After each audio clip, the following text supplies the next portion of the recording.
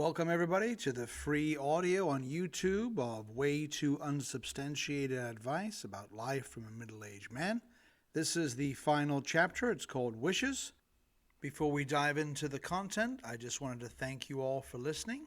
Hopefully some of these stories and pieces of advice have helped you pass the time away when you're in your car or on the treadmill or on a walk or maybe stuck in traffic after work, and cause you to have a laugh or two, put a positive spin on things.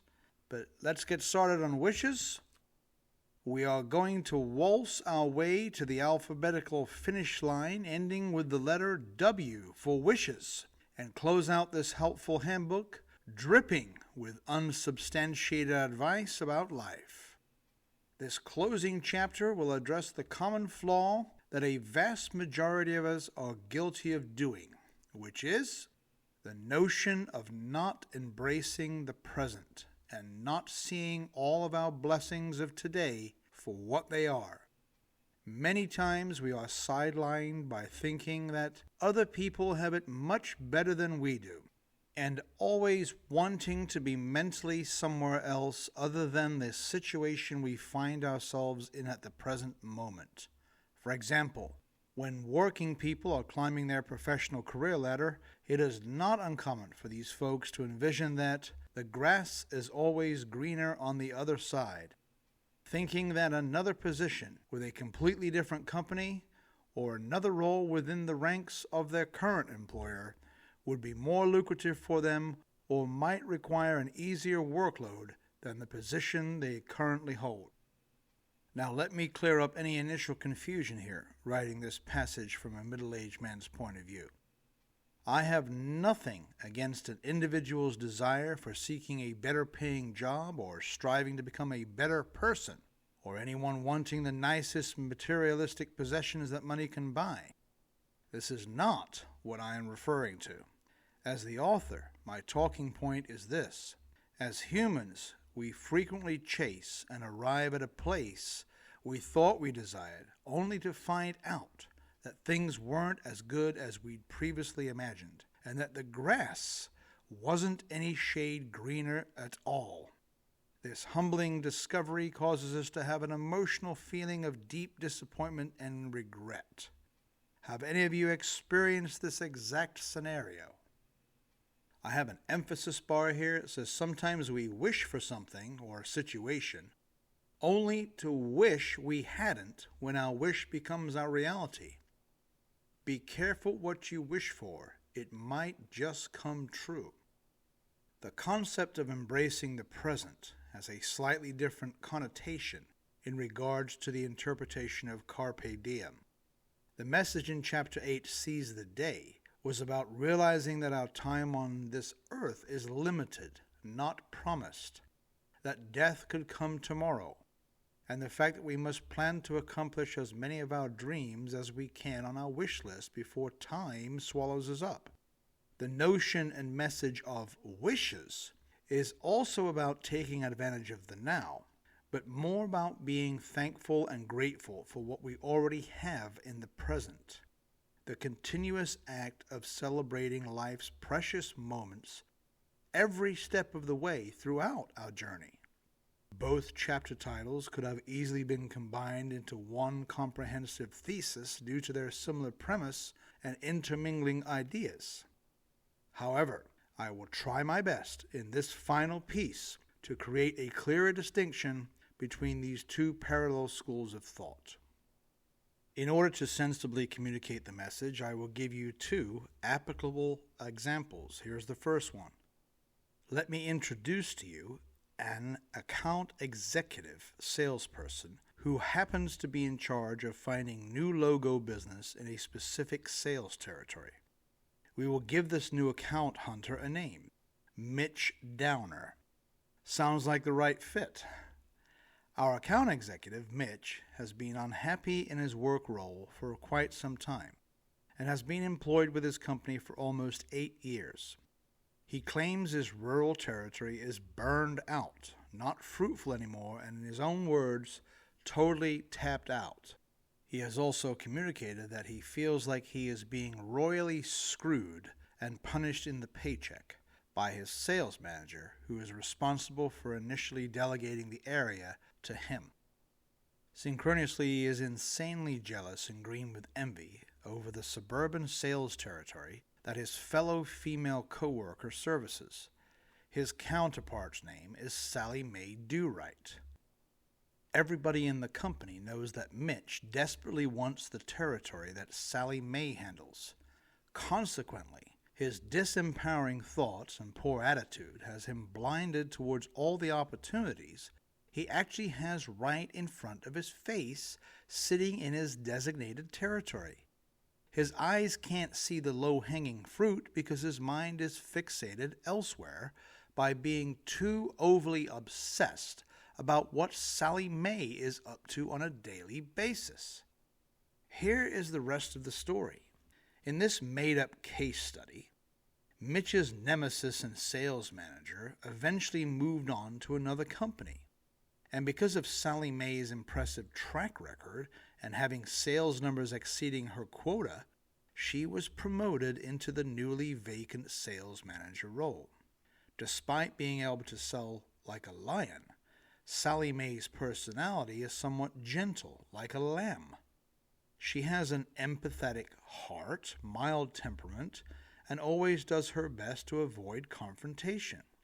To appease the long-tenured employee on her inherited team, she shuffles the sales routing assignments around, and in order to subside Mitch's immature whining, rewards him with her former lucrative territory.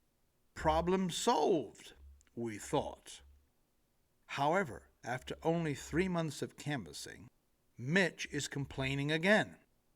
Bitchy Mitch Whiny Downer now claims that Sally Mae had already sold everyone, and that all that's left for him is slim pickings in the scraps.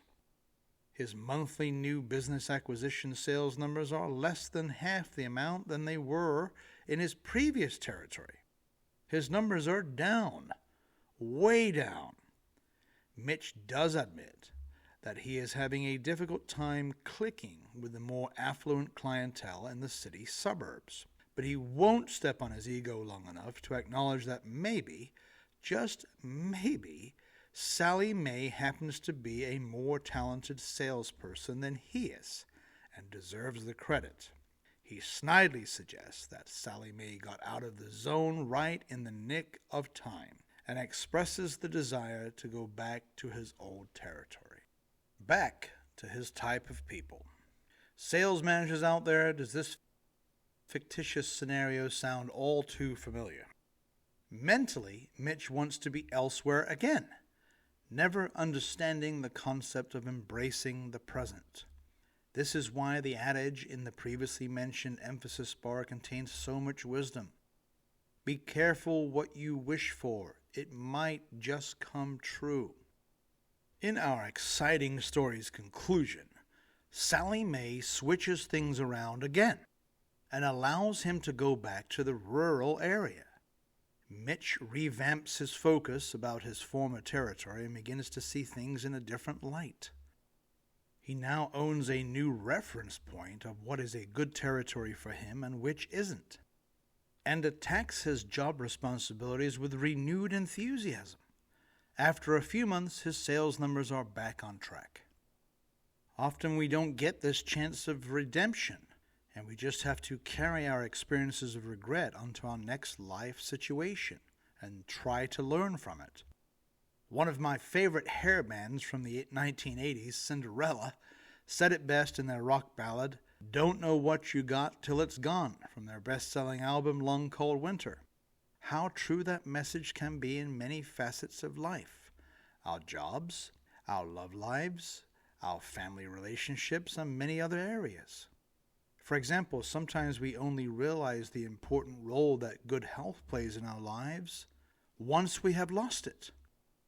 We can all relate to this adage, you don't know what you got until it's gone. Let's move on to our second example. For an attention grabber and personalization, this next scenario places you and me directly into the story and happens to be pulled from the business world. In this fabricated tale, we are all playing a male role. Just go with it. Imagine ourselves in a coveted position of running a small to medium-sized family business. Our company's products serve a handful of local retail accounts, but we have no big-time national players yet. On our payroll, we have less than 15 devoted employees, one building with offices in front, and a spacious warehouse in back, and enjoy an annual sales volume close to $3 million. As a person of family lineage, we pay ourselves a modest salary of $100,000 per year, holding the top position as the president of the company. Systematically, we continually search for new business to keep the company moving forward, and often find ourselves behind our big executive desk daydreaming, thinking of things like, man, if we could just land that one large retail account like Walmart, or a home goods specialist like Lowe's or Home Depot, or a grocery store chain as big as Kroger, we would be golden, telling our staff, I know we could handle it. And then one eventful day, after lengthy negotiations and many cordial phone conversations, we finally ink a lucrative binding business contract with one of the larger accounts on our premium wish list. We are over the moon with joy. What an outstanding win and opportunity. The great news is worthy of celebration. Servicing our newest mega VIP customer will take us from a relatively smaller operation to a larger multi-million-dollar business, maybe catapulting our projected annual revenue into the $10 to $20 million range. As president, we reward ourselves with a quadruple pay raise by upping our own salary to the sum of $400,000 per year. Our wife and family are ecstatic about the good fortune. We put a plan of action together to sell our existing home and purchase a mammoth-sized house for our family. Judiciously, we do realize with the new growth comes much work to do, and we are aware that way more responsibility will obviously fall upon our shoulders. But we are mentally ready to take on the load. As the company leader, we have our new HR department hire about 30 or 40 additional employees. We lease 5 more delivery trucks. We draw up blueprints to build another building on our property for warehousing extra inventory, and accept that our matching payroll tax deductions and fees to the payroll service provider will increase considerably. It is an exciting time for everybody involved. Here is the rest of the story. 9 months into the business venture, we come to find out that 80% of our time commitments and daily operational work hours are now taken up by servicing this one major account.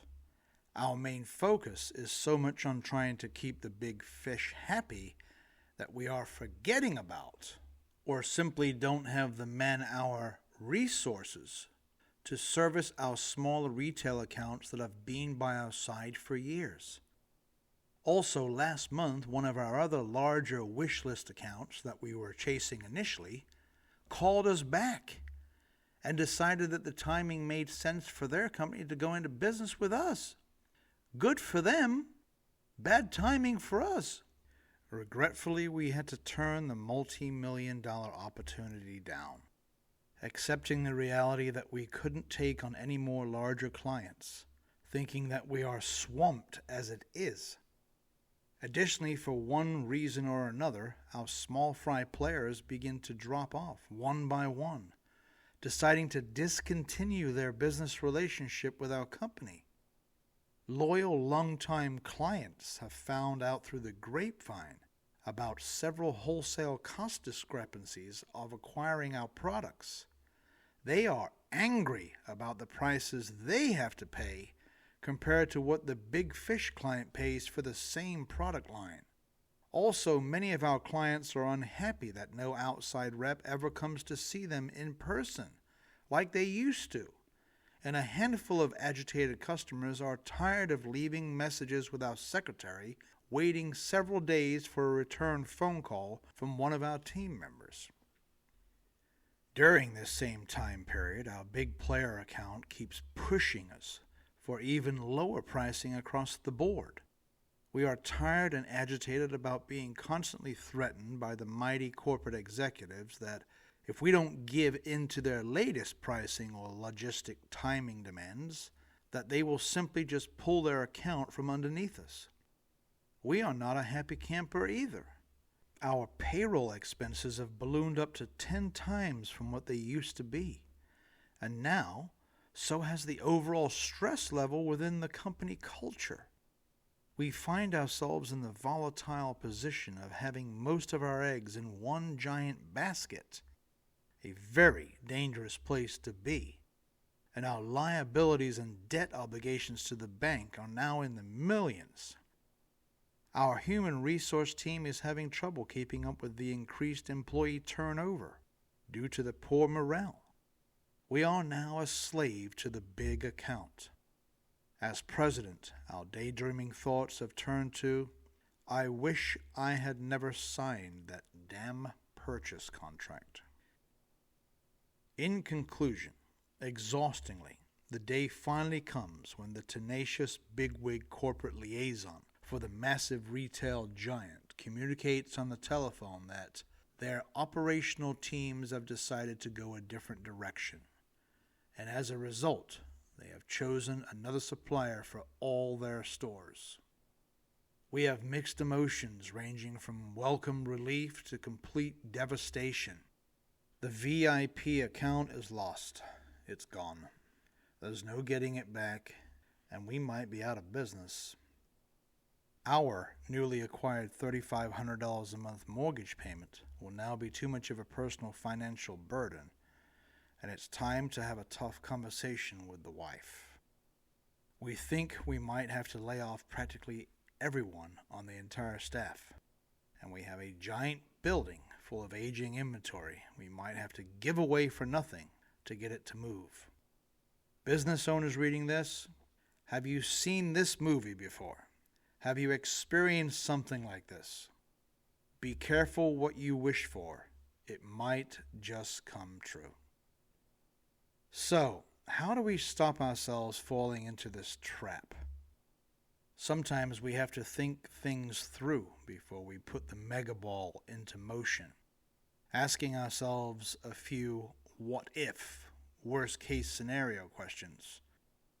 We might just have to decide that we are happy with where we're at in the present and decide to make the best of it.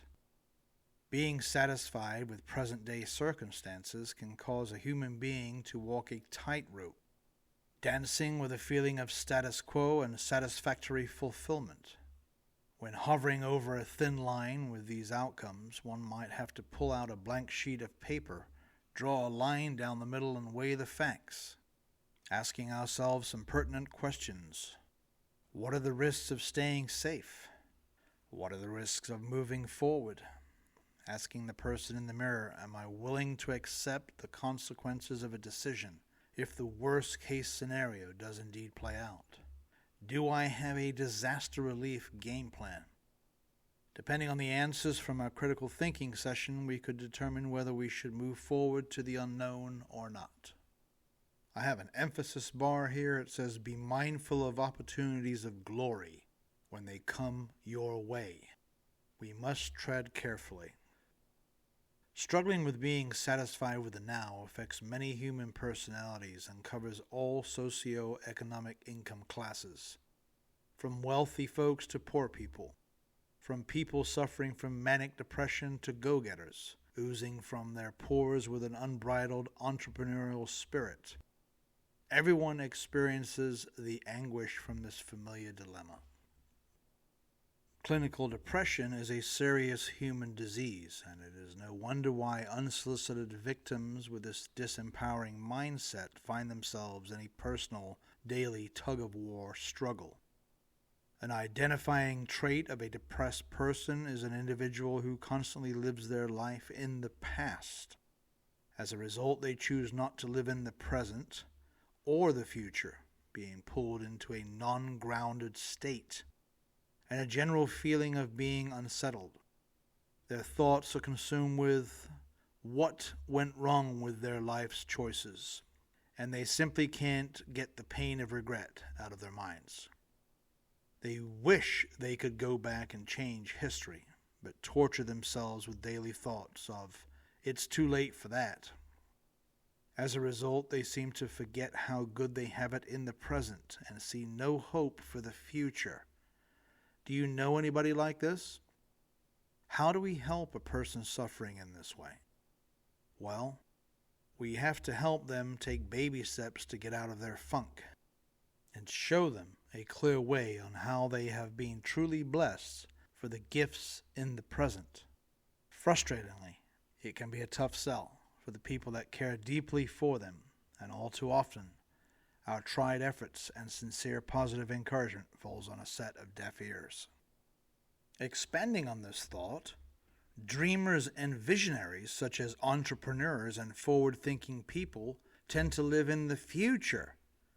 However, these folks are also not satisfied with the present, causing them to not embrace the day. All they appear to see around them are things in the present that are not quite perfect yet, and are generally consumed with thoughts and aspirations of fixing problems for the future. Company leaders and organization builders are traditionally people that own a fairly positive mindset. They often project high-energy auras around them and possess charismatic alpha dog personalities. However, these folks can also find themselves in a similar tug-of-war battle. Leaders are sometimes so transfixed on their future visions on how things could be and what things can become that they are generally disappointed and frustrated on how things are going in the present, walking around never happy because they are in the middle of their journey and not yet at the end. When their mission is approaching completion, these individuals often find themselves in their own unique funk because now they don't know what to focus their efforts on.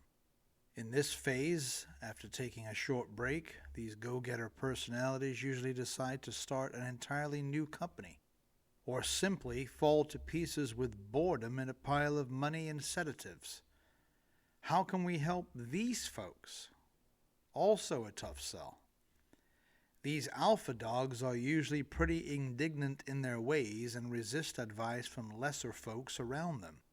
However, we must encourage them to enjoy the small victories along the way. And one can never go wrong by recommending this amazing self-help book for them to read. Let's take this across the finish line together, shall we? Many, many years ago, an extremely wise man lived in Athens, Greece. This person's overall outlook on life seemed to convey a similar message to the content addressed in the last few chapters of this handbook. In this man's dying days, a male devout follower asked his mentor a pressing question. His student asked him, "Sir, what perplexes you the most about human nature now that you find yourself falling into your twilight year?" In lieu of my customary grayed-out chapter advice box, the genius Greek philosopher's paraphrase response is featured on the next page in Castella font. His wise words could have easily been etched in a stone epitaph for all of mankind to read and memorize. You might recognize his moniker. I will now read the wise man's response to his student's question. People are bored in their childhood and in a hurry to grow up fast. As time passes, they end up missing their childhood, losing their health, chasing financial security, and are willing to pay money to get their health restored. Out of false fear, people fret and worry about the days of tomorrow, but forget about the now. As a result, they live their lives neither today or tomorrow, and live as if they will never die. In turn, they die as if they never lived. Plato. Was he right or just half right? Now, this is Rich J. Tilley, the author of Way Too Unsubstantiated Advice about Life from a Middle-Aged Man. Am I suggesting that some of the advice offered in this book is on the same level as some of the words that came out of the mouth of one of the world's greatest philosophers, Plato? Yes. Yes, I am. It's about time you owned a copy, isn't it? Why don't you go ahead and order one right now? And get another copy for the bathroom, for the loo, for the John, for the guest bathroom. This is Rich J. Tilley signing off. Have a wonderful life. Enjoy every single moment. I appreciate you. Thanks for listening, everybody.